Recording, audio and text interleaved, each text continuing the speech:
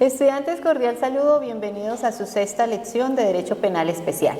Continuando con nuestros temas de la parte especial del Código Penal colombiano, en el día de hoy vamos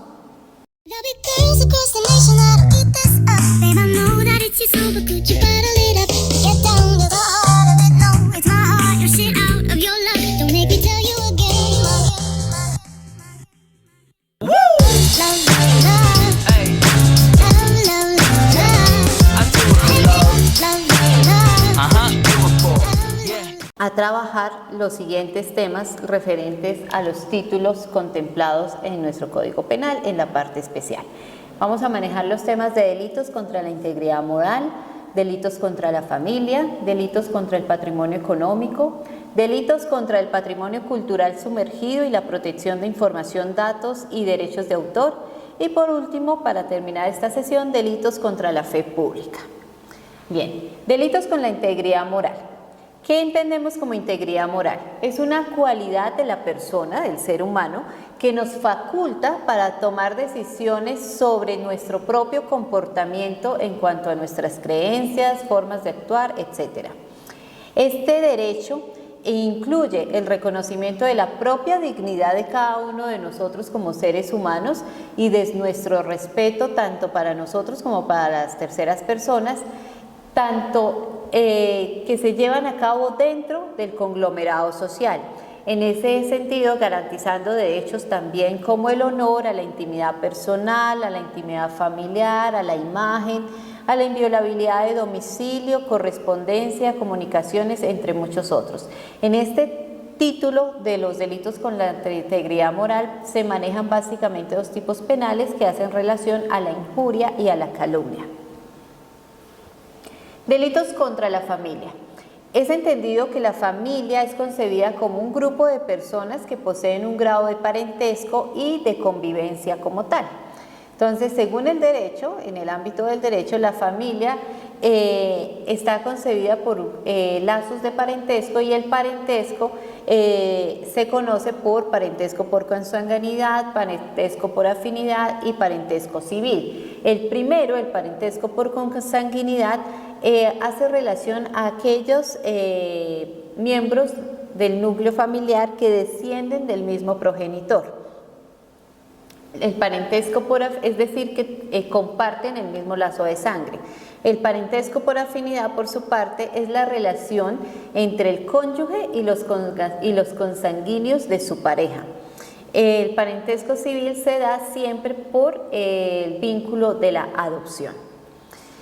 El artículo 42 de la Constitución Política de Colombia establece que la familia es el núcleo fundamental de la sociedad y se constituye por vínculos naturales o jurídicos por una decisión libre de un hombre y una mujer de contraer matrimonio, o también por voluntad responsable de conformarla. También nos afirma este artículo 42 que el Estado y la sociedad deben garantizar la protección integral de la familia. Es importante recordar que jurisprudencialmente también se ha dado protección a aquellas parejas del mismo sexo que deciden conformar una unión como tal. Entonces, a ellos mismos también se les han reconocido sus derechos civiles como tales. Función social de la familia. Se concibe como tal el promover la educación y el buen comportamiento ante el medio social, educar a los miembros de la familia bajo valores morales y sociales esenciales para el proceso de socialización desde el niño hasta la primera infancia y, por qué no, hasta la época de adultez. En un escenario ideal, en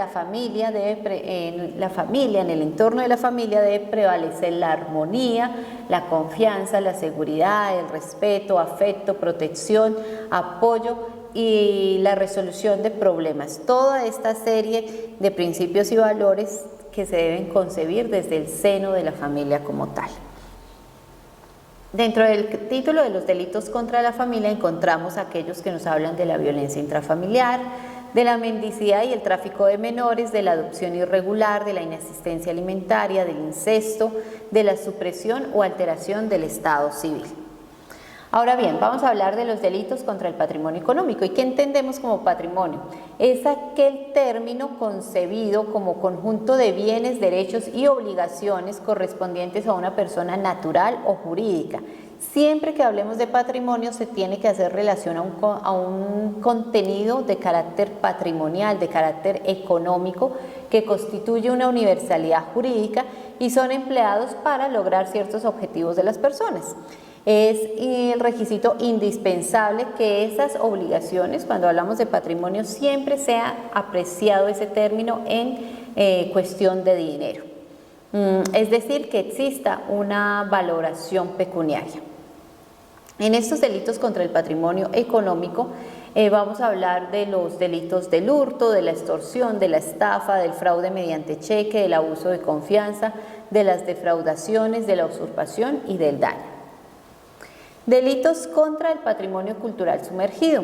¿Qué entendemos por patrimonio cultural? Que es el bien jurídico en últimas que se está protegiendo a través de este título. Es el conjunto de bienes tangibles e intangibles, pasados o presentes, que constituyen la herencia del grupo humano como tal, que refuerzan emocionalmente su sentido de comunidad y de la propia identidad, como aspectos característicos, tales como tradiciones, creencias, los logros, los triunfos de un país, de la gente, su colectividad social determinada con un valor excepcional. Ejemplo de ello tenemos leyenda, música folclórica, alfarería, indígena, entre muchos otros. Y este es concebido, este título, como un capítulo único de la protección del patrimonio cultural.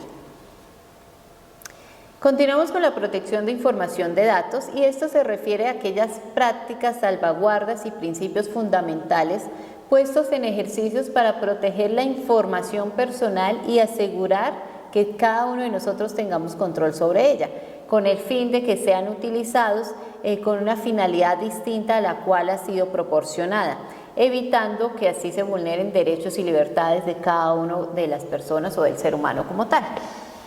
En esta época digital, compartir información puede implicar ciertos beneficios, pero también una cantidad de riesgos.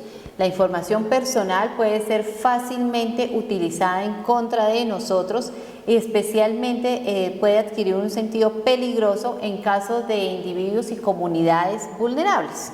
Aquellas personas, por dar un ejemplo, como periodistas, activistas, defensores de derechos humanos, miembros de grupos marginados u oprimidos y, por qué no, hasta nosotros mismos podemos ser posibles sujetos pasivos de ciertos delitos o de ciertas conductas punibles como estafa o extorsión.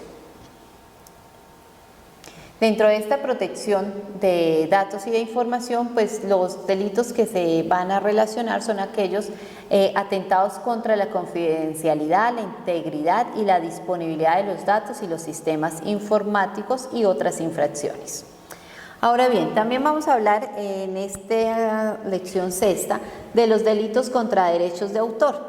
¿Y qué son esos derechos de autor? Es ese conjunto de normas y principios jurídicos que afirman estas garantías morales y patrimoniales que la ley le concede a los autores de obras. Ejemplo, la creación de una obra literaria, artística, musical, científica o didáctica que esté publicada o que sea inédita. Entonces, ¿qué hago yo como titular de esa obra? Pues acudo a la Dirección Nacional de Derechos de Autor, que es una entidad adscrita al Ministerio del Interior, y de manera gratuita hago registrar mi obra, llámese literaria, musical, científica, didáctica, en fin, con el fin de que no se lleve a cabo con posterioridad plagios sobre mi obra que estoy registrando. Delitos contra la fe pública, por último, hace relación. La fe pública, ¿a qué hace relación? Que es el bien jurídico que se protege en este capítulo, es a la creencia y confianza que cada uno de nosotros como individuos poseemos de forma verífica ante cualquier documento debido al respaldo de la tenencia del cual se está emanando, como sellos, firmas, sellos de funcionarios públicos. Entonces se puede decir que esa fe pública es la garantía que el Estado da en el sentido de que los hechos que interesan al derecho son verdaderos y auténticos. ¿Y quién es el que da la fe pública en un documento para saber la veracidad o no del mismo? Pues acá en Colombia quienes dan esa veracidad, de certeza y de validez de un documento son los notarios públicos.